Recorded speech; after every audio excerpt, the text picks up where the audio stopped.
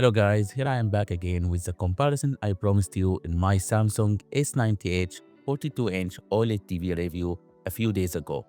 Today, we are comparing two of Samsung's finest compact OLED TVs, the Samsung S90F 42-inch, released back in 2025 last year, and its successor, the new Samsung S90H 42-inch, which was released just recently in 2026. Both of these TVs are particularly interesting because their compact 42-inch size makes them suitable not only for normal TV usage but also for personal desk setups.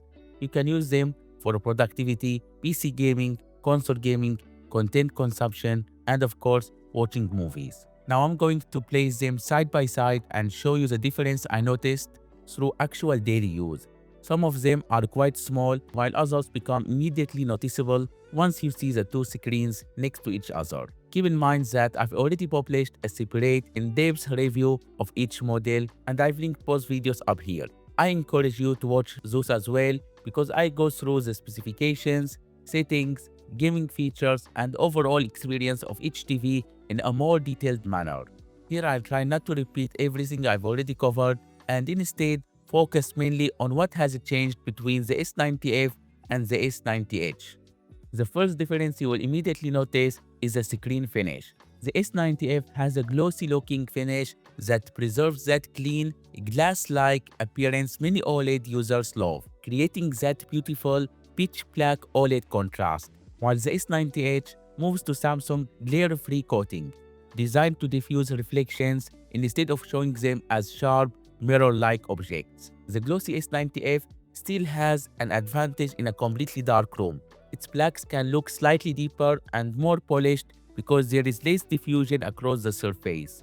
The image has that extremely clean, glossy OLED character, and I understand why some people will continue to prefer it. The S90H, however, gives you a more controlled and practical viewing experience. You can place it near a window or use it in a bright room without constantly being distracted by everything reflected on the screen. There is always a trade-off between that pure glossy appearance and better reflection control. Samsung glare-free coating is therefore not automatically better for every person, but I completely understand why many people would find it more suitable for their setup. Both TVs come with Samsung Solar Cell Smart Remote. The buttons layout is essentially the same, but the S90H remote has received a slight physical redesign. It is ever so slightly wider and taller than the S90F remote. You can also see that the S90H has a slightly fuller lowered section towards the bottom. This gives the newer model a slightly more ergonomic feeling when you hold it, while the S90F has a flatter and more uniform shape. As for the disk stand and the input-output port selection, they are basically identical. Now, let's move on into Tizen OS, because this is where you will notice some more obvious differences. Remember that software can always change through updates. At the time I recorded this video, my S90F was running firmware version 1296, while the S90H was running version 1122. Samsung can always surprise us with new changes later. So what you see here reflects the software available on my TVs at the time of recording. Now when you place the two interfaces next to each other, the navigation difference is quite visible. On the S90F, the main sections are accessed through a vertical side panel. This contains sections such as Home, Game, Daily Plus, and Ambient mode. On the S90H, Samsung has moved the primary navigation to a top bar. All the main categories are displayed horizontally across the top of the interface. Personally, I prefer the S90H layout. It looks cleaner and more modern. In terms of general performance, however, both TVs are extremely smooth. Apps open quickly, animations are fluid, and normal navigation feels responsive on both. I didn't notice a dramatic raw speed improvement on the S90H. The biggest difference is the layout and organization rather than one TV being massively faster than the other.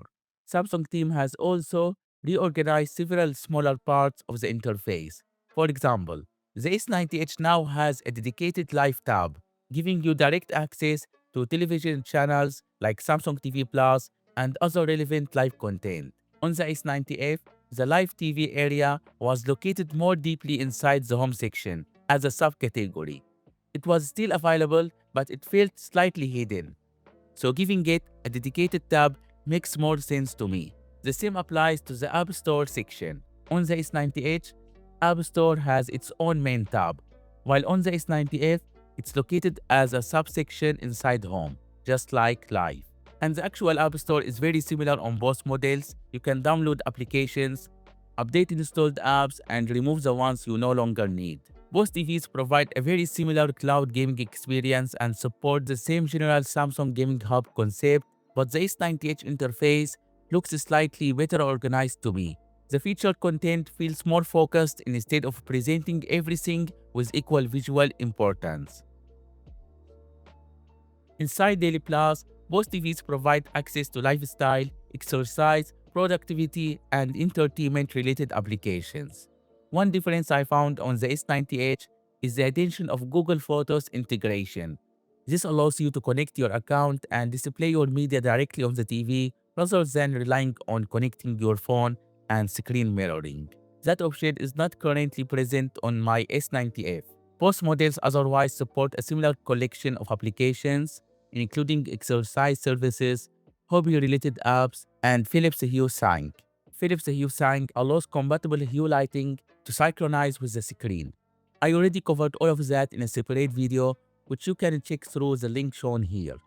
By now, you may have already noticed one feature that the S90F has but the S90H doesn't, and that is the Ambient mode. Ambient mode can transform the TV into more of a decorative piece by displaying artistic scenes, background, and visual environments when you are not actively watching content. It's designed to stay subtle and non-distracting, with a dimmer look that blends more naturally into the room. On the S90H, at least on mine as of now, the whole ambient mode section has sadly been removed. So to anyone who regularly use ambient mode should be aware that it's available on the S90F but not on the S90H with its current software. In case in a later software it got it, I'll update you through the comments. Now, Samsung Vision AI, however, is supported on both TVs. The S90H places the Vision AI experience more prominently throughout the interface. You can access it directly from the TV navigation bar, but you can also open it on either TVs using the AI button on the remote. This dashboard brings together Samsung Vision AI features all in one place, showing contextual suggestions and useful shortcuts. Instead of manually searching throughout different menus, it gives you a quicker access to relevant AI-powered features and prompts. The Quick Settings menu has also been redesigned. On the S90F, quick settings are arranged as horizontally scrolling pages. You move across the screen page by page to reach the different controls. On the S90H, the quick panel looks more like the control panel you would find on a modern Galaxy phone. Two main shortcuts are displayed prominently at the top, while an expandable section gives you access to the complete collection of settings. In my opinion, the S90H version is easier and more efficient. You can understand structure more quickly, and frequently used controls require fewer steps to access. Once you enter the complete All Settings menu, however, the two TVs become much more similar and show basically the same main categories. In the picture settings, both include the familiar picture modes such as Standard, Dynamic, Echo, and Movie. The expert picture settings are also largely identical. You have controls for brightness, contrast, sharpness, color, tint, peak brightness, contrast enhancement, HDR tone mapping, and many more adjustments. One visual difference is that the S90H brightness slider now goes from 0 to 100, while the S90F slider goes from 0 to 50. Samsung has basically changed the scale of how brightness slider goes. This way you have fine control over brightness. Both models also include Auto HDR Remastering Pro. This feature uses AI to analyze HDR content and applies processing intended to give it a more HDR-like appearance, with stronger highlights, clearer object separation, and more vivid colors. Also, both TVs include Color Booster Pro. Color Booster Pro uses AI-based scene analysis to adjust color expression depending on what is being displayed. It can make specific colors and objects stand out more strongly rather than simply increasing the global color saturation across the entire image. So it can give a more vibrant and pop feeling into the image, while still not looking oversaturated. The panel care features are also present on both models, including pixel shift, which moves the image by a very small amount over time to reduce the chance of static elements repeatedly affecting exactly the same pixels and cause burn-in. The downside of this feature becomes more noticeable when using the TV as a PC monitor, because Windows has no way of knowing that the image is being shifted by the TV, so parts of the desktop or interface near the edges can occasionally look slightly moved or even partially out of a frame. And if you start paying attention to the movement, it can also become a bit distracting. That's why I personally keep pixel shift disabled. I used my S90F for over a year with it turned off and did not experience any issues, despite often using it with static content for long periods of time, especially during long video editing or coding sessions. I simply prefer having the entire desktop stay perfectly aligned at all times. Of course, this is my personal choice and not necessarily what I would recommend to everyone. Keeping it enabled is still the safer option. And we also have a control over logo or static elements brightness reduction. This detects persistent elements and reduces their brightness to help protect the panel. I personally prefer disabling it because I don't like seeing selected parts of the image being dimmed, and it comes down to how you personally prefer to use the TV. We then have panel refresh functionality on both TVs, and they also perform automatic pixel refresh every few weeks to give you the best experience. Alright, now I'll focus on settings features that are actually different. One new feature I found on the S90H is Auracast, available in the sound settings.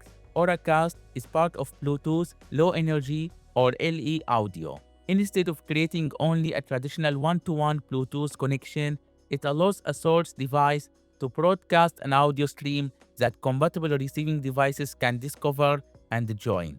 In this case, the TV can behave more like a small audio broadcast transmitter. Multiple compatible headphones, earbuds, hearing devices, or speakers also can receive the same TV audio instead of limiting you to one conventional Bluetooth listener.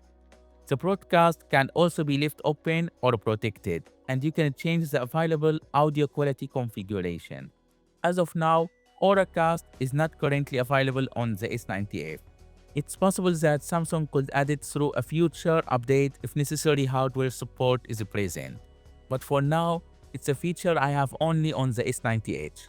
Now, moving into the advanced features, most TVs support AI optimized picture mode and AI customization. AI optimized picture analyzes the display content and automatically adjusts the image according to the scene and content type, while AI customization takes a more personal approach. During its setup, the TV asks you to choose between different visual examples. It then uses those choices to create a picture profile based on your preferences. But the S90H adds another interesting feature called AI Sound Controller Pro. This one analyzes the audio in real time and separates it into three controllable categories. You can then increase or reduce each type. For example, if you are watching a movie where explosions and music are extremely loud, but the dialogue is difficult to understand, you can increase the voice level and lower the effects and music. As you can see, as of now, this feature is not available on the S90F. I also noticed something interesting completely randomly while comparing them. Now I opened YouTube on both TVs, then entered device care, accessed storage management, and opened several menus before returning back. On the S90F, the YouTube TV app had to restart, while on the S90H, YouTube app on TV remained available and returned without restarting when I switched back. Of course, this happened randomly, so I can't tell you whether this is caused by increased memory capacity, improved memory management, or different background process behavior in the newer version of Tizen OS. But this random thing reminded me of the way smartphones with better memory management can keep more applications available in the background. without restarting when switching between them. Anyway, now we arrive at the most important part of this comparison, which is picture quality. As you know, both of these specific 42-inch models use a WOLED panel rather than QD OLED. We are therefore not comparing one QD OLED television against one WOLED one. They belong to the same general OLED panel family. Both of them also rock Samsung latest NQ4 AI Gen 3 processor. So any image difference cannot simply be explained by saying that the S90H has a completely new processor. Nevertheless, once you play the same content on both TVs using the same picture mode and exactly match settings, the S90H looks noticeably brighter, and I don't mean a difference that you need measurement equipment to feel. Looking at them with my own eyes, the S90H has a stronger highlights and a more luminous overall presentation. And this is where higher HDR peak brightness really matters, because it gives small bright elements such as stars, reflections, flames, and lights more intensity without needing to brighten the entire image. And do not misunderstand me. The S90F is already a beautiful and bright OLED television. Its color reproduction is vivid, the contrast is excellent, and HDR content on it looks fantastic. But when the S90H is placed directly next to it, the newer model produced more impact. In this night scene, for example, look at the smaller stars across the sky. The resolution is the same and the video source is the same. Smaller stars that can blend more easily into the surrounding darkness on the S90F become easier to distinguish on the S90H. The tone mapping may also be making slightly different decisions. I can't definitely tell you whether this comes from a newer panel revision, revised panel driving behavior, power management, thermal management, processor, or firmware tuning. Considering that both TVs use the same named processor, the NQ4 AI Gen 3, I believe the improvement is more likely coming from some combination of panel capability and revised picture tuning rather than a simple processor generation upgrade. Whatever the exact internal reason, the practical result is obvious. The S90H has definitely a stronger HDR presentation, with brighter peak highlights and better separation between the darkest and the brightest parts of the image. This first comparison was performed using the standard mode with the exact picture settings. Now, let's switch both TVs to AI optimized mode in HDR and see how they react. As you can see, the brightness difference remains clearly visible. Look at the fire in this scene. On the S90H, the hottest areas of the flame have a stronger intensity, and the transition from the bright center into the orange and red edges is easier to see, like it really has more layers, giving the flame a stronger sense of energy. Now look at this tasty strawberry. On the S90F, it already looks colorful and yummy, but on the S90H, the bright reflections on the surface gives the object a more refined and three-dimensional appearance. The combination of a stronger highlight output, Color Booster Pro, and Samsung image processing gives the S90H a very energetic look in my opinion. The image feels bright, colorful, and extremely lively. Having used QD OLED panel, I can say that it looks as vivid as a QD OLED panel. It may not be marketed as a tandem OLED panel either, but having seen a quite OLED TVs myself, I still find the results seriously impressive for a WOLED TV. In a dark room, however, the S90F continues to have its own advantage. The glossy coating makes black areas appear incredibly deep. Look at the empty black space around the objects. On the S90F, it has that pure, polished, almost ink-like appearance. The S90H also produces true OLED blacks because the individual pixels can turn off too. However, the matte glare-free surface changes the way surrounding light interacts with the screen. Under certain lighting conditions, the S90F may therefore appear to have the deeper and more dramatic black surface, while the S90H appears cleaner and more consistent in a wider range of environments. But the coating alone does not explain everything. Even when reflections are controlled, I can still see stronger highlights and brightness from the S90H. The new model genuinely appears to be targeting a higher HDR luminance level. As for viewing angles, in my opinion, they are excellent on both TVs. When I move to the side, colors remain consistent and I don't see the strong pink or blue tint shapes that can affect some past OLED panels I tried. The S90H is especially practical from different sitting positions because its glare-free coating also prevents reflected objects from becoming as dominant when you sit in a different position. I also noticed that the S90H seems to handle full screen brightness better. For example, when displaying a mostly white or very bright full screen image, it still looks noticeably brighter than the S90F. So it seems like the automatic brightness limiting or APL may be a bit less aggressive on the S90H, allowing it to push and maintain more brightness when a larger part of the screen is lit. That's all based on what I can see. Now I've connected both TVs to a PC and activated game mode. The general game mode settings remain very similar. Both include dynamic black equalizer, HDR10 plus gaming, game motion plus, but as you can see in the game bar, the S90H adds AI gaming optimizer. When it's enabled, the TV analyzes the game and automatically selects processing based on the detected game genre. When AI gaming optimizer takes control, the manual game genre options become locked because the TV is now selecting the profile automatically. The downside is that AI Gaming Optimizer disables Color Booster Pro, and for me, that is quite a big compromise because I really like how much that feature adds to the image pop. That's why I'm not a major fan of using AI Gaming Optimizer, and I prefer having it off and instead having Color Booster Pro enabled. It works even on PC. I also prefer creating my own gaming picture configuration so I know exactly which settings are active and can keep full control over the image, however I like.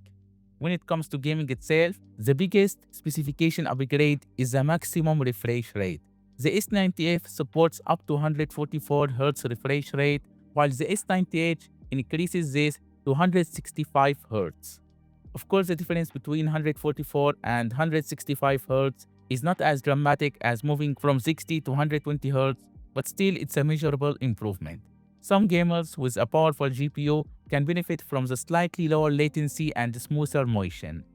Both TV also support adaptive sync and also VRR variable refresh rate, which synchronize the TV refresh rate with the GPU frame rate to reduce screen tearing and provide smoother motion when the frame rate changes. Another extremely interesting difference appears inside Windows Advanced Display settings. As you can see, Windows reports a maximum HDR peak brightness of 500 nits for the S90F and 600 nits for the S90H. I want to explain that this does not mean Windows physically measured each television. Windows can read maximum luminance information reported by the connected display and its driver. Therefore, this should not replace a proper instrumented brightness measurement. However, it's still interesting that the S90H reports a higher HDR luminance capability to the PC.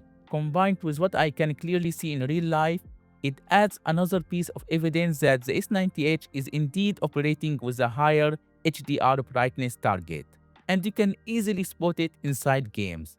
White highlights look more luminous and have more energy, which is exactly where the extra HDR peak brightness becomes more visible. In this game scene, just look around at all the illuminated neon signs and bright highlights. On the S90F, the picture already has excellent contrast and strong colors. But on the S90H, those smaller bright areas stand out more clearly, and the whole image has a more convincing shine. The neon signs have more intensity, reflections appear brighter, and the small highlights separate more clearly from the darker areas around them. I believe the higher HDR brightness is likely related to an updated panel or revised panel driving and picture tuning, although I cannot confirm the exact internal change. So in conclusion, both the Samsung S90F and Samsung S90H are amazing 42-inch OLED TVs. The S90F remains an excellent choice, especially if you love the appearance of a glossy OLED screen. Its coating gives you beautifully deep, pitch black looking contrast in a dark room. The picture is colorful, sharp, and highly immersive, and its 144Hz refresh rate support is already more than enough for the majority of gamers. So if you already own an S90F, you should still be happy with your choice because it remains one of the best 42-inch TVs I have ever used in my opinion. But still, it's worth noting that the S90H, however, is honestly an upgrade. It looks noticeably brighter in direct comparison as you can see. Highlights have more impact, colorful objects have a stronger pop, and fine details are easier to see because there is better separation across the image. The S90F gives you that beautiful glossy appearance and deep perceived blacks, while the S90H gives you a cleaner and less distracting image in a much wider range of environments. And in practical everyday use, especially also for productivity, that is why I personally find it to be the better overall choice, at least for me.